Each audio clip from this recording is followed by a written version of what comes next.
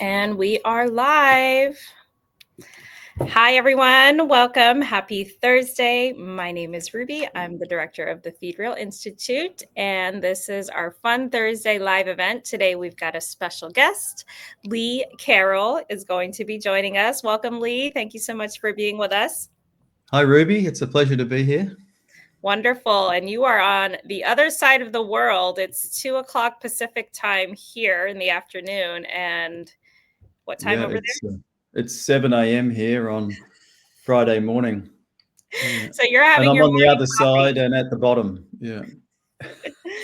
Awesome. What part of Australia are you in?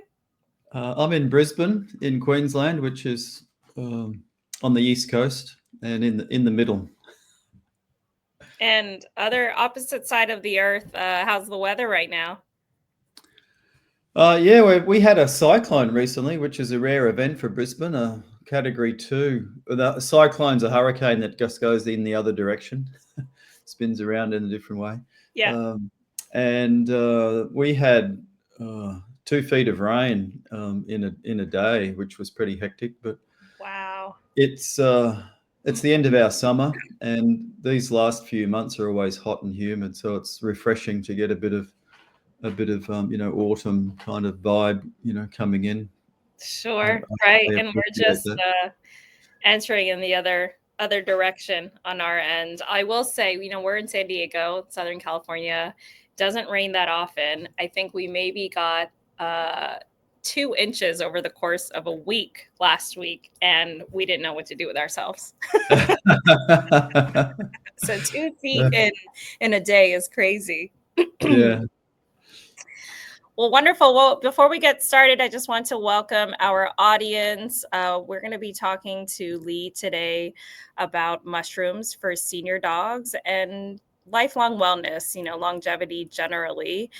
Would love to know if you're new in our audience or have been here before to say hello and tell us where you're joining from. Perhaps you are also on the other side of the world or you're here by Southern California. While we're waiting for others to trickle in, I did want to give Lee a nice little introduction that I have. So Lee Carroll is a highly respected medical herbalist, educator, and mentor with over 30 years of experience in the herbal industry, including 23 years teaching healthcare professionals and 11 years in private practice. He's helped thousands of individuals improve their health through personalized and effective herbal medicine solutions, blending traditional Western herbal practices and modern biomedical science. Now, you're a full member of the Naturopaths and Herbalists Association of Australia and hold a degree in both Western herbal medicine and botany. So that means that you're an expert in all things herbs for people, and now representing real mushrooms, you're getting into the canine world as well. I am, yeah, and I'm really enjoying it. Yeah, and Awesome. luckily for me, dog physiology is very similar to human physiology. The diseases have got different patterns, and the challenges have got different patterns, but the translation's pretty straightforward.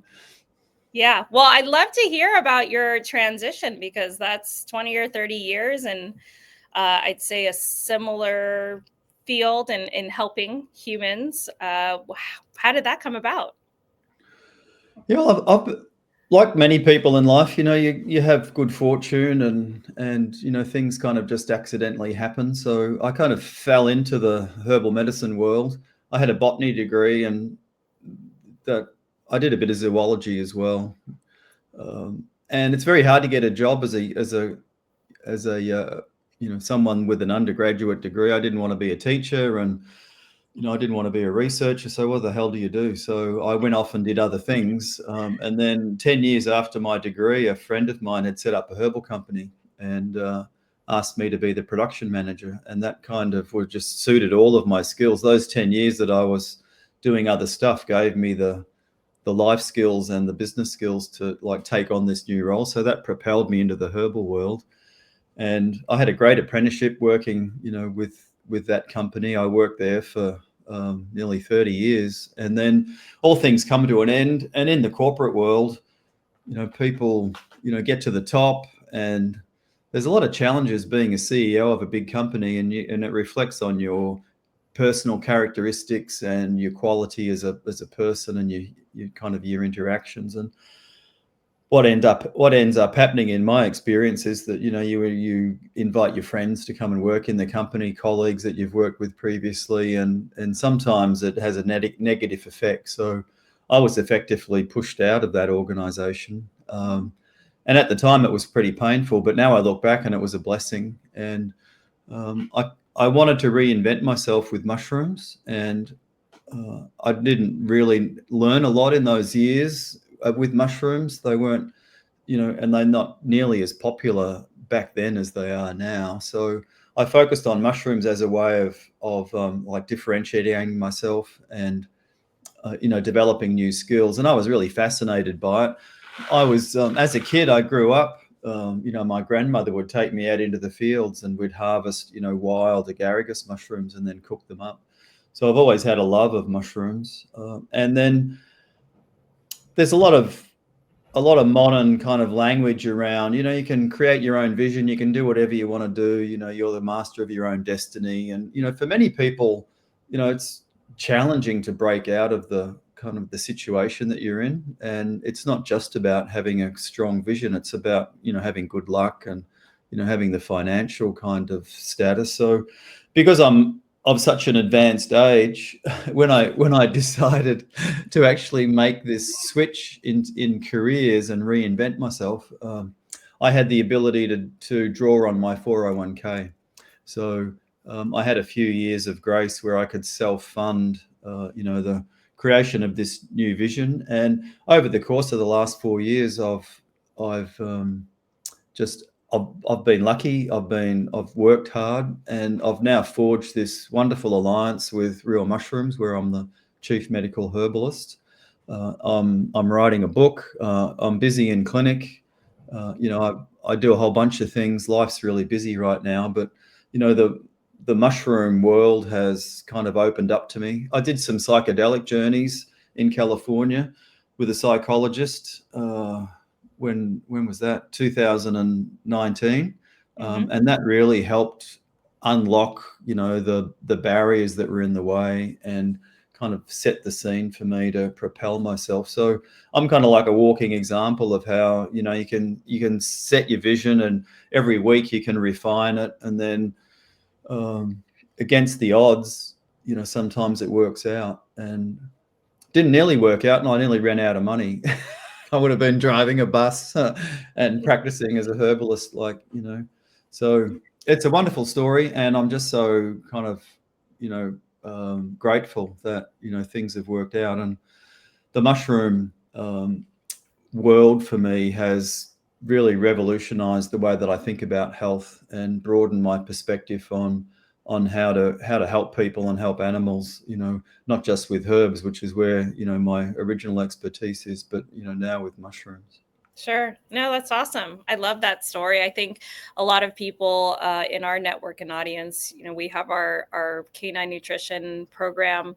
Our CPCN graduates are oftentimes looking to make a big career change, whether they were helping people or animals in a different sense. We have a lot of retired vet techs, for example, that are Right. looking to go a slightly different direction, focused on nutrition. So I think this is really relatable. And thank you for sharing that. I mean, it was Yeah. very Well, it can work. You just stay at it. yeah, and that's how it ends up. Like you said, you also need, in addition to a vision, opportunity, luck, and making connections, which hopefully for those of you that are tuned in and you have your tickets for the Feed Real Summit, Lee is going to be one of our amazing guest speakers at the summit this October here in San Diego. Very much looking forward to that. But let's dive into mushrooms. That's why we're here. So you said you always loved mushrooms, from going out and foraging with your grandmother. But what was the reason you chose mushrooms to differentiate yourself? I mean, is there a specific benefit or one of many? It was curiosity, actually. And at the time, I was developing some formulas for a company in Northern California, and they wanted to tap into this new wave of mushroom kind of interest. So I was actually paid to get a head start on, boning up on mushrooms and learning about them. And then my natural curiosity around, health and my curiosity drives me in lots of directions. I'm really driven by understanding how things work, what the mechanisms are, like, and that then informs what you do, like in a clinical setting, in a legitimately valid way. So that's a big part of who I am. So what I realized was very quickly that my 20 or so years, was it was nearly 30 years actually, in herbal medicine. I was embarrassed that I hadn't learned anything about the medicinal effects of mushrooms. And mushrooms are a relatively new thing for modern humans anyway. The kingdom fungi was only created in the mid 1960s.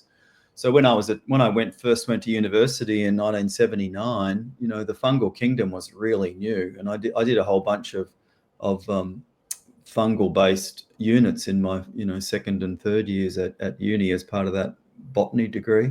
So I was embarrassed that as a herbalist and someone who was a teacher and someone who was up on stage, promoting, the use of these things, that I was really ignorant around mushrooms. So that's when I decided, hey, I've got to learn more. And it's like a rabbit hole, everywhere you go, there's something new to learn. So it just propelled me to just become this voracious, kind of reader of material and practicer of the science of it in clinic. And before I knew it, I'm thinking, well, this is the new thing.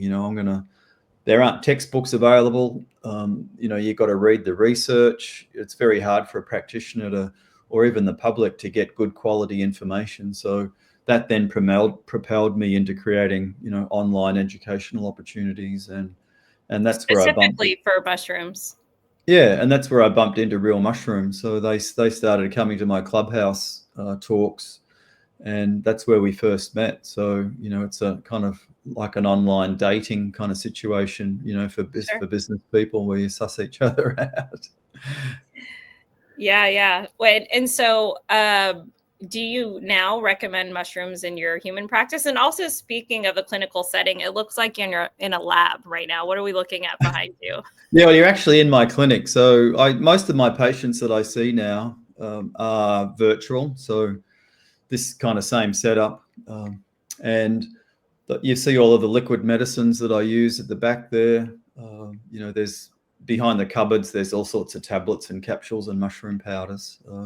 And yes, I use mushrooms as much as I can with every patient. Sometimes, economies, and practicalities don't always allow it, or, there's kind of dislike of a mushroom, from the patient's point of view. But I'm pretty successful with integrating mushrooms, with all of the people that I see. And I've certainly influenced my family and friends and relatives, to get on board with the idea that I think that the history between fungi and animals is a very tight-knit history, and we've got a shared common ancestor that goes back about 1 billion years. So that shared ancestor means that the animals and fungi share quite a lot of characteristics. So there's things that are in a fungus which benefit a human when we consume them, just like we get nutrients from animals and we get nutrients from plants.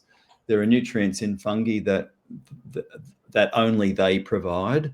And the competitive environment throughout the, bazillion years has created in animals a robust capacity to recognize a pathogenic fungus and prevent that pathogenic fungus from, causing any challenges in the animal. And so when an animal sees a functional, medicinal, or an edible mushroom, they don't have any pathogenic properties. They're not kind of pathogens. But the detectors and the recognition features in the animal still sees those, functional mushrooms Meaning as they can tell the difference between and one that might be poisonous or functional or helpful to them? No, they can't actually tell the difference. So, a pathogenic fungus, wants to live in us and live off us. So, the toenail fungus is kind of like a Mm, simple example, but aspergillus can live in your lungs, and so that in healthy animals, and humans, fungal diseases are really rare because we've got these robust defenses against them. But the external signatures on a mushroom, the beta glucans, predominantly still activate those same receptors. So uh, the message into the immune system is be more vigilant, be more capable, be more accurate in the way that you deliver your responses. So the functional mushroom is kind of like a tonic, or a subtle educator of the immune system to allow it to maintain itself in optimal performance. So that it's like the equivalent of an exercise analogy. Like if you exercise regularly, you can stay healthy. So consuming mushrooms regularly, from this point of view, it exercises the immune system so that the immune system can stay in tip-top shape. So it's better at the ability to, do its job. yep. And I love this conversation in this particular, I guess, functional food or supplement. Some might refer to it as, but I love mushrooms, and this is something that we can consume and share with our dogs. So I'm really excited to learn more ways. Everyone that's joining in, I see the comments. We've got Lori from South Carolina, CPCN. She says hello, Lee. Hi, Kay's Laurie. joining in from Sacramento from the SAVMA conference, and Lisa from Tennessee. So we have, I think, a potentially more than average educated audience here. You guys, we want to make this live as helpful and beneficial for you as possible. So if you have questions about mushrooms generally, or even herbs for Lee, please feel free to drop them in the comments. You know the deal. We chit chat for about 30 minutes and then open up the floor for a Q&A, but we'll get to all the questions in the comments as we see them. I'm also curious, for those of you that are practicing wellness coaches, if mushrooms are part of your protocol when you are helping dog owners with their diets and nutrition. It is definitely something that in my own household, Turk, my husband, makes our morning smoothie and is always adding some mushrooms in there. We share it with our son. And we're putting mushrooms into our dog's bowl. So this is something of daily use for us. And I'm really glad that you mentioned that. But yeah, let's dive into this. So we want to talk about mushrooms for senior dogs, but perhaps we maybe just start generally mushrooms for dogs. Are there a particular type of mushrooms that we should be feeding? Does it depend on the age of the dog or disease, if they're facing any? Can you sort of give us a brief overview? It does depend on the aim, if you've got a particular challenge that you're wanting to focus on. But we've got this idea that we have plants or animals and the mineral world to choose from in terms of when we're providing nutrition. And mistakenly, mushrooms are part of the vegetable world in terms of conventional thinking. So we have to take the mushrooms out of the vegetable kind of paradigm. It's its own kingdom of life, and have a view that we need plants, animals, and fungi to be optimally healthy. So it's my view now that, and I don't think dogs ate mushrooms, as a regular part of their, diet, but many animals do. So in this modern world, we're able to look at and guide the nutritional programs based on a much more scientific and educated approach. And dogs weren't eating ashwagandha or astragalus roots like in the wild either. So we use those intelligently to support our pets, and me in my human world, to be optimally healthy across the course of your lifespan. So from that point of view, the edible mushrooms are probably the place to start when you've got, animals that are beginning their life and you're wanting to support them optimally throughout their life. I'm a big fan of prevention. It doesn't make any sense to wait until a challenge emerges, before you deal with it. So understand and that's your whole thing, right? If you feed properly, then you don't get any of those nutritional based challenges that emerge, later in life. So from that point of view, just the same mushrooms that humans would eat would be fine. So just the white button mushrooms or portobellos or shiitake, or oyster mushrooms. So it doesn't have to be fancy. Mushrooms need to be cooked to get the best out of them. Why is that? Because the fungus is an organism which is made up of single cells that are joined together end to end. So you got these threads that are called hyphae, and they come together and they make the mushroom structure that you see. So and the mushroom structure has a dedicated purpose of delivering the spores. So it has unique chemistry compared to the mycelium, which lives in the substrate, the soil or the dead log or whatever, or if you're cordyceps, the insect that you're digesting. So those hyphae, which have all of the beta glucans on their outside, some are on the inside, and then all of the nutrients on the inside, those cells are very tough and robust, and you need to cook them to help break them down, because our digestive processes, even a dog's digestive processes, aren't powerful enough to gain full access to that chemistry, which drives the health benefits. So I know Real Mushrooms offers a powdered version of mushrooms. Some of the ones that you named, are those cooked beforehand?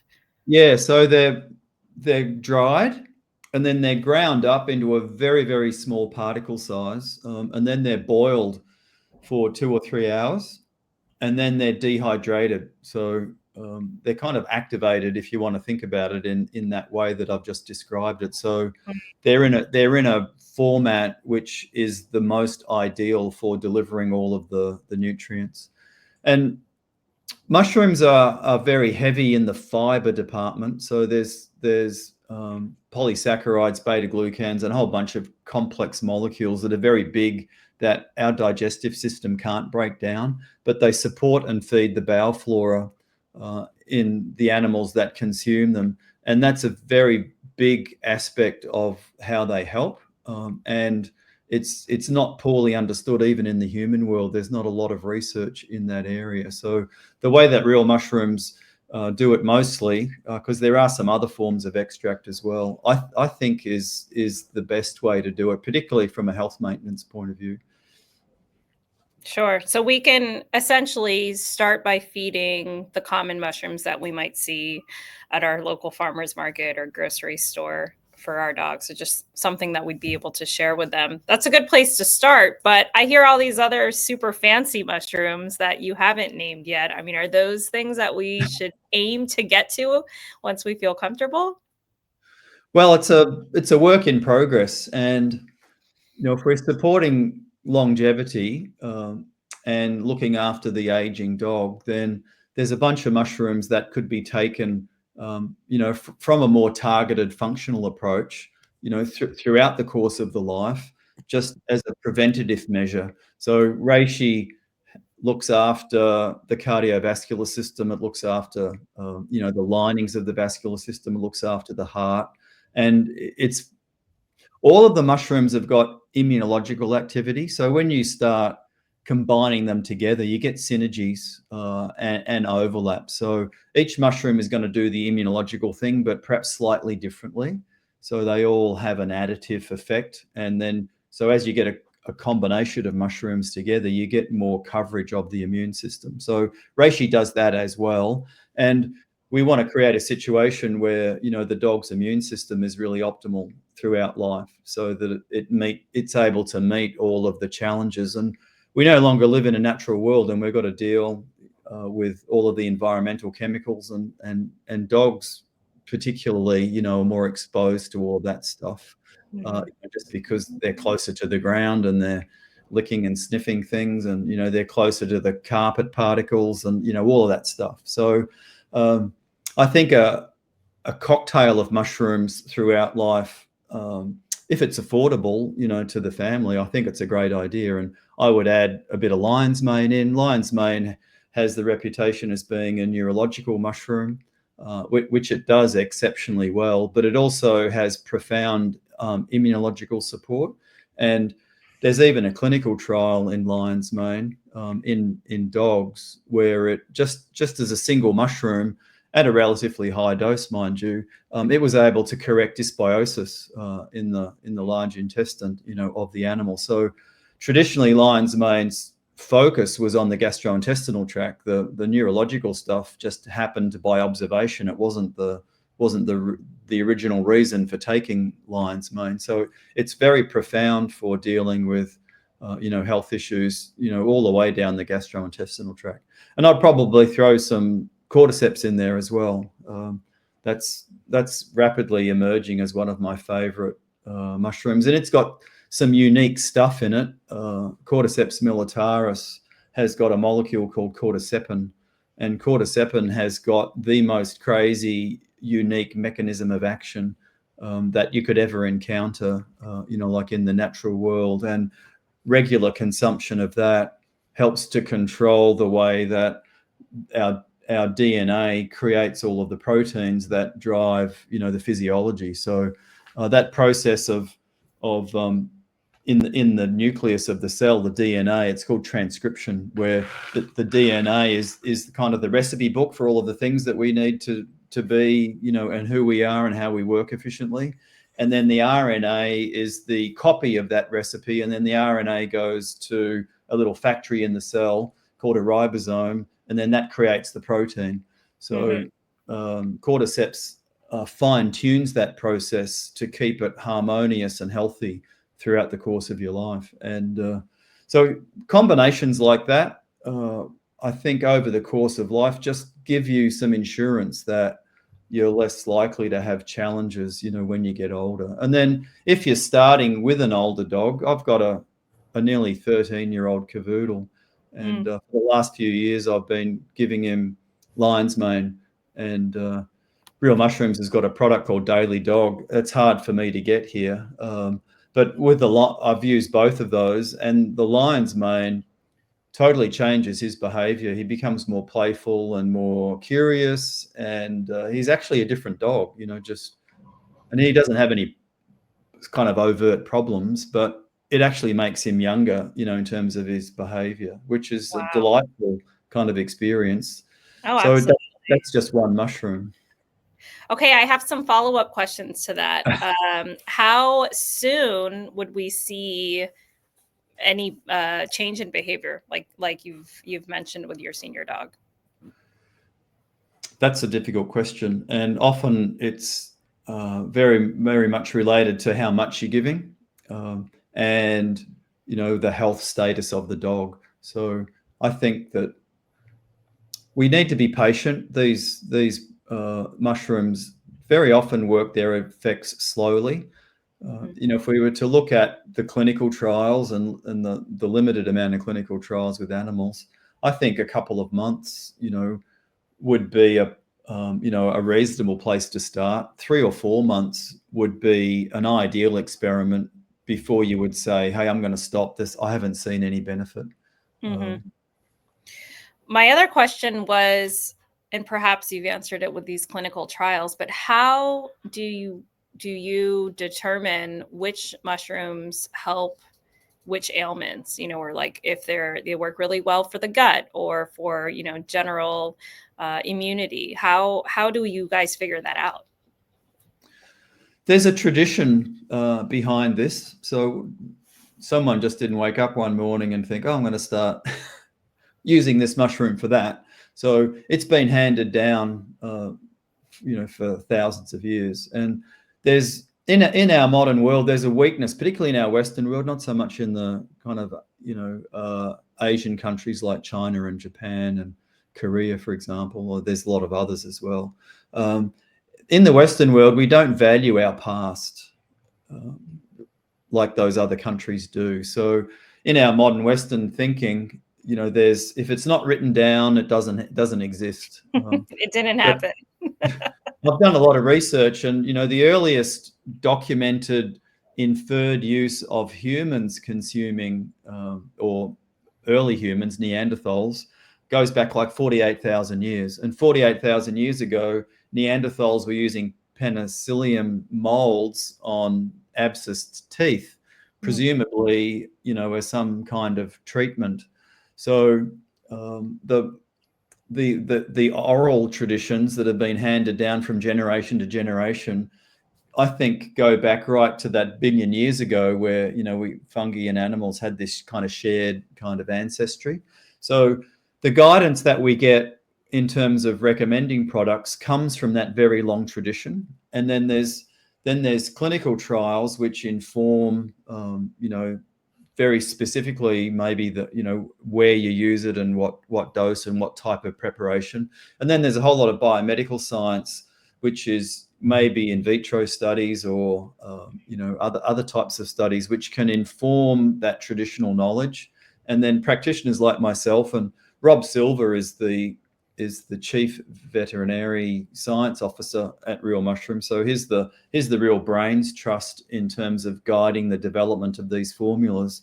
And then he blends all of that stuff that I was just saying with his 40 years of experience in the veterinary world to come up with formulas that embody the very best of all of those aspects, so that you've got a preparation which is really going to do what it says it does. And then sometimes you'll use mushrooms and see benefits that are beyond what you've known or experienced, and then that starts to inform the current kind of batch of users and practitioners, and that's how the tradition kind of moves forward. It's not just about the clinical stuff that you see. So there's a lot of science to it. There's a lot of rationale. It's not just a haphazard thing.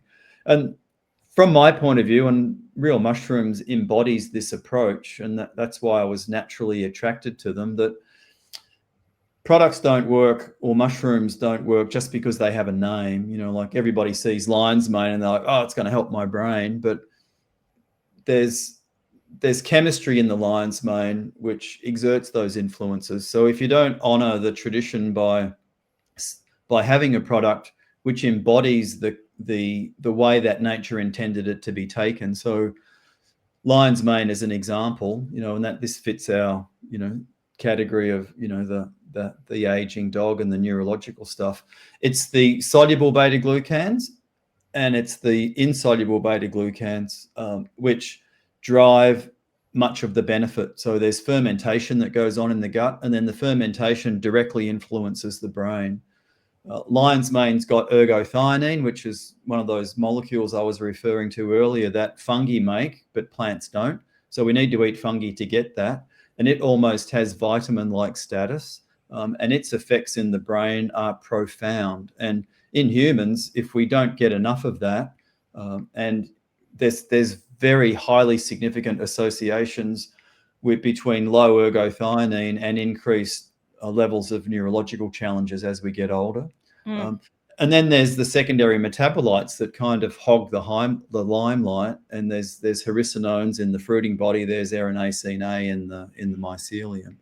So it's the embodiment of proper lion's mane would have all of those, and then you'd give them at the right dose.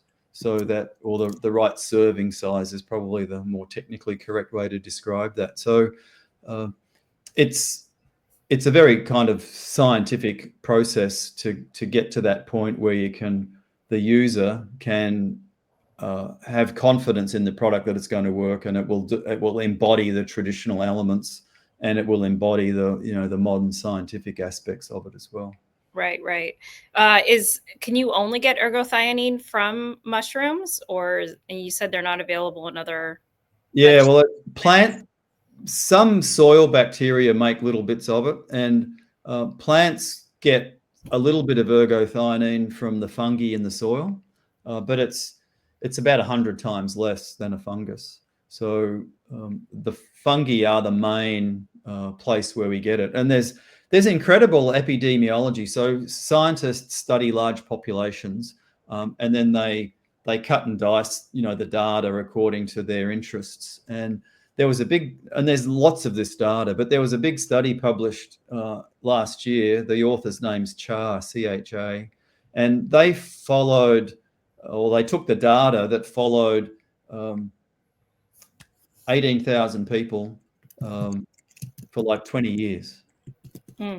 Or it might have been 30,000 people for 18 years. It was big numbers. My memory's just a bit hazy now. And there was an association, just one serve of mushroom a week. So a serve of portobello is just like a tablespoon of mushrooms. They found an association with improved neurological function, and they found at 2 doses a week, there was improvements in neurological challenges as people aged. So what is it in a mushroom at such a low dose that could explain such a significant association? And it's not just a one-off thing. There's like 10 studies, that arrive at very similar conclusions. So it's the ergothioneine, I think, is the only molecule potent enough to impart those benefits. And luckily for us and for our pets, ergothioneine is in all mushrooms. So just consuming mushrooms on a regular basis, supports, that need that the body has. It almost has a vitamin status, and our bodies can't make it, but we have transporter proteins, which are basically doorways that let this molecule into all of the cells in our body. And we avidly take it up, and we don't let it go. So there's a natural wisdom in our evolutionary history that says to our body, we need this particular molecule, to be optimally healthy across our lifespan. So it makes sense to take some. And that's why lion's mane is such a great choice. It hits all of those targets. And it's just incredibly effective. Sure. Yeah, no, that's wonderful. I too have a senior dog, now turning 10 this year, and lion's mane has been one of the staples in our house. Yeah. I mean, we tend to see a lot of common ailments, right, in our aging dogs. Yeah. From, unfortunately, cancer, even obesity, kidney disease. But I think for everyone across the board, the cognitive decline is the most worrisome, and maybe even sad, because it takes away from the personality of the dog that you once knew. And Yeah. my understanding has been lion's mane can prevent that cognitive decline and hopefully keep your dog to be the same dog that you knew when you first got them. Yeah, well, it's possible, and I've seen it firsthand, and I've heard, lots of stories, and I suggest it to my friends. And it doesn't have to get fancy. You can just buy a lion's mane capsule from real mushrooms and it's tasty. Put it on top of the food, and the dog doesn't mind at all. Sure. Yeah. I mix it in a little bit.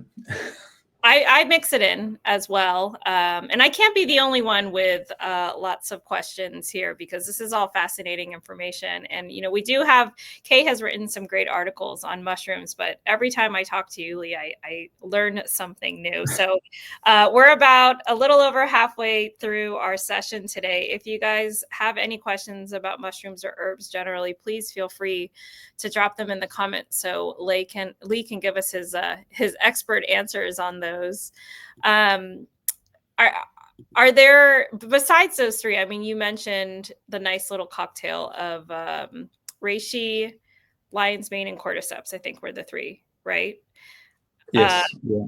And I have seen many supplements that are recommended to do this on-off protocol, right? You don't want to feed one thing for an extended period of time, but you mentioned sort of the cumulative effects of having mushrooms in the diet regularly. Is this something that we'd have to stop at some point, or do you say just feed them all the time, anytime? Yeah, it's a good question, and it's a common question. I get asked that a lot. And my answer is that we need to embrace a lifestyle which recognizes that fungi play a really important role, and that we need to be consumers of mushrooms. So we need to get the dose right, and we need to understand, what we're doing in terms of giving that mushroom. Like, what are the end goals? And then it's human nature to lose momentum with habits and routines. So it's possibly less likely with your animal because you've got a routine around how you feed them, and you grab that and they get that, and then you rotate things. So I think that mushrooms should be a regular part of the diet, and that it's much better to give the appropriate dose, for a shorter period of time than give like an ineffective dose, like over the long period of time. Sure. And I don't believe that mushrooms need to be cycled, particularly the mushrooms that I talked about. You could put turkey tail into that category as well, because of the way that they work. You'd never say to someone, only have your protein, 1 month, on, and then 1 month off. It's an essential nutrient, that we need to be healthy. So because we're up against all of the modern challenges in the world, I think that we need to be more vigilant about protecting ourselves and our, pets' health, so that they're more capable of fending off those things. And from that point of view, I think that mushrooms need to be a regular part of the diet. And if you forget for a few weeks or a month, or just get tired of it, or you're strapped financially and something has to go, I think it's fine to have a little bit of time off. But if your dog's going to live 15, if they're blessed, maybe 20 years, for a really great example, then that's a long time, and a few weeks off, a few months off here and there isn't the issue. So I think we can overthink this stuff, and the way that they work doesn't create the sorts of fatigue in the biology that certain herbs would have. So in the herbal realm, there are herbs that you only do, short term when there's significant challenges, and you would never ever take them long term. Such as? Well, golden seal would be a good example. It's never designed to be a long-term thing. It's just, an acute kind of remedy. And if you take it long-term, there's consequences that aren't always going to be good. So that doesn't mean it's dangerous. It doesn't mean it's unhealthy. It just means it's got a particular application, and that's where you use it. And you've got to be guided by the science and the tradition. This is why you need good guidance. So mushrooms don't have any of that stuff in them. Reishi's not called the mushroom of immortality for nothing. It was recommended as a lifestyle thing. Drink some of this reishi beverage every day across the course of your life, and clearly you're not going to be immortal, but you'll have more robust health, and your health span will be longer, and you won't have as many challenges. So, it's the same with our dogs. What's the most effective way to consume the mushrooms for our dogs? I mean, is it, cooked and eaten, or there's mushrooms, there's tinctures, there's a lot of different types of powders on the market. Yeah, well, I mean, dogs don't fit that kind of gourmet mold, do they? You're not going to serve them up, fancy with butter cuisine and garlic. Yeah. So they're just going to wolf it down, as fast as they can. And we get pleasure watching them do it, but they're just desperate to get it in. So feeding them like cooked mushrooms might be laborious and might add a bit more challenge, to the preparation routine. So I would recommend that, just using, ready to go products from real mushrooms, makes a lot of sense.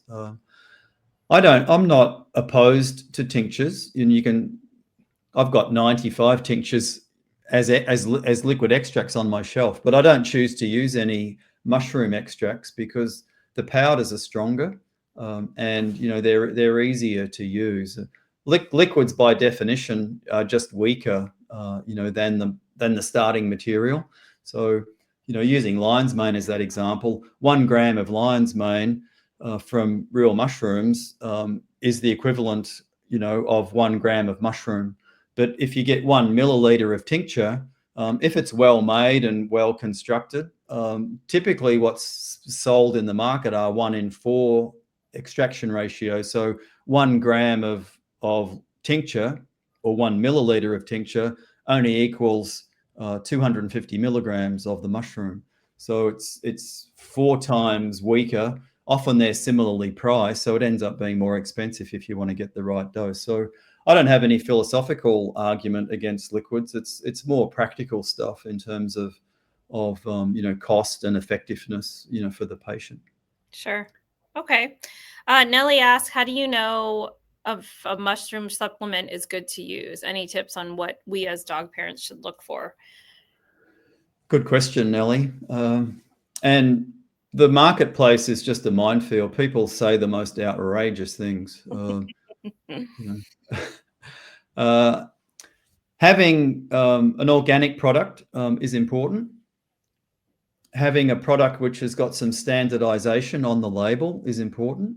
So because beta-glucans are the kind of like the number one kind of significant constituent, they should always be represented on the label.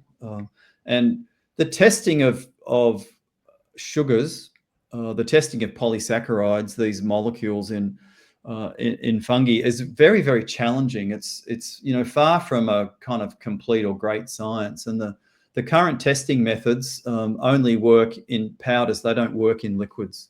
So if you're buying a liquid product and it says it's guaranteed to have a certain amount of beta-glucans, then you need to kind of ask yourself the question, how is that, if the methods aren't available?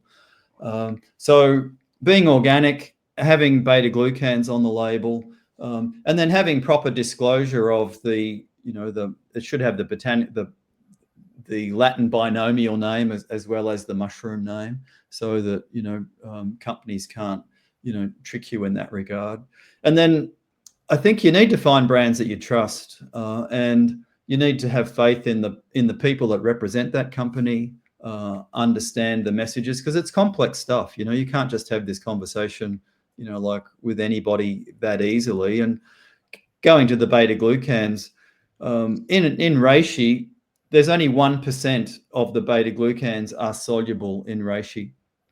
So that means that in 1 milliliter of reishi tincture, if you had or 1 gram of reishi extract, then 1% of 1,000 is 10 milligrams of polysaccharide or beta-glucan. So when you see on labels, this reishi product has got 40% beta-glucans in the liquid, it could only if it's a 1 in 4, it could only have 0.25% at the max, because that's all. Reishi is very low in the soluble beta-glucans. It's very high in the insoluble ones, which play a vital role as well. So, but it can't be measured. They can't be measured in liquids, no. And a liquid can only have in it things that are soluble in the solvent. So if it's glycerin and water, then the things that are in there can only be soluble in those two solvents. So a lot of liquid products make kind of outrageous beta-glucan claims that, without even understanding the science, of the testing, it's not plausible to have such high numbers. Saw a lion's mane liquid being advertised in the market yesterday for 70% beta-glucans.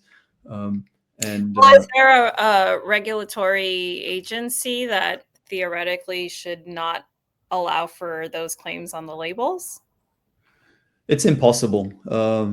So there are guidelines and rules. The manufacturers of these products need to comply with the Code of Good Manufacturing Practice, and there's meant to be standard operating procedures, and there's kind of organizations that provide standard methodologies for testing and recommendations for how it's to be done. But it's kind of a bit like the Wild West, and there's so much happening in the market. The regulators don't have a chance, to keep up with what's happening. So they only act on the most egregious, of the claims where, people are doing outrageous stuff, like, talking about treating cancer or, treating, really serious conditions. So there's kind of like a pecking order in how this stuff gets regulated.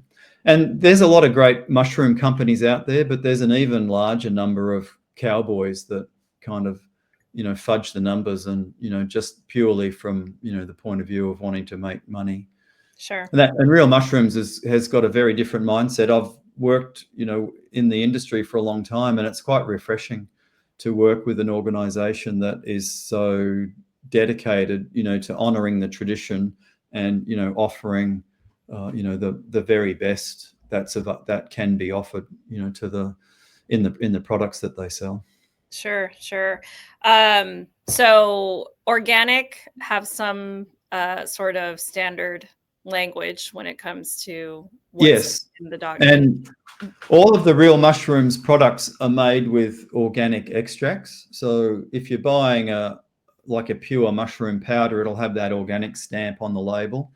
But if you're buying a capsule, then the capsule material is not organic.